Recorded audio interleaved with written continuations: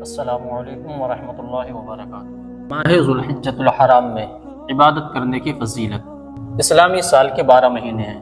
اسلامی سال کی ابتدا ماہ محرم الحرام سے اور اختتام ماہ ذوالحجۃ الحرام پر ہوتا ہے۔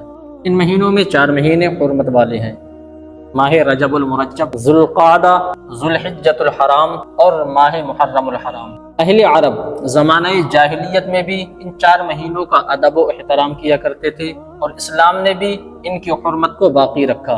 ان مہینوں میں نیکیوں کا ثواب بڑھا دیا جاتا ہے۔ ماہ ذوالحجۃ الحرام، جس کو عام بول چال میں بقرعید کا مہینہ کہا جاتا ہے، اس مہینے کے ابتدائی عشرے کی فضیلت کے حوالے سے کئی ساری حدیثیں وارد ہیں۔ ماہ ذوالحجۃ الحرام میں عبادت کرنے والوں کو اللہ تعالی کتنا بڑا اجر عطا فرماتا ہے، آج کی اس ویڈیو میں جانتے ہیں۔ پیارے آقا علیہ الصلوۃ والسلام نے ارشاد فرمایا، کوئی زمانہ ایسا نہیں جس میں اللہ تعالیٰ کو اپنی عبادت بقرعید کے پہلے عشرے کی عبادت سے زیادہ پیاری اور محبوب ہو۔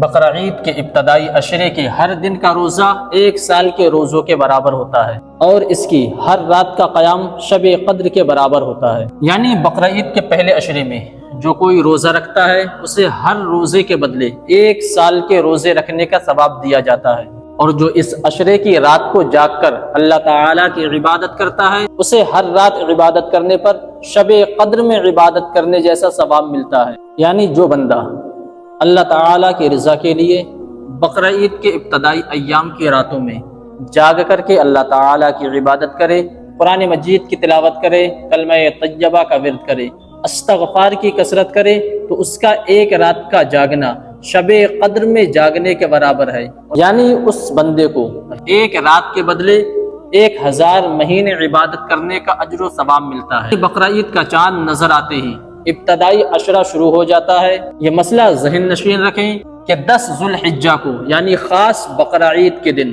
روزہ رکھنا جائز نہیں۔ سال میں 5 دن ایسے ہیں کہ جن دنوں روزہ رکھنا جائز نہیں: عید الفطر کا دن اور ماہ ذوالحجۃ الحرام کے 4 دن: 10ویں تاریخ، 11ویں تاریخ، 12ویں تاریخ اور 13ویں تاریخ۔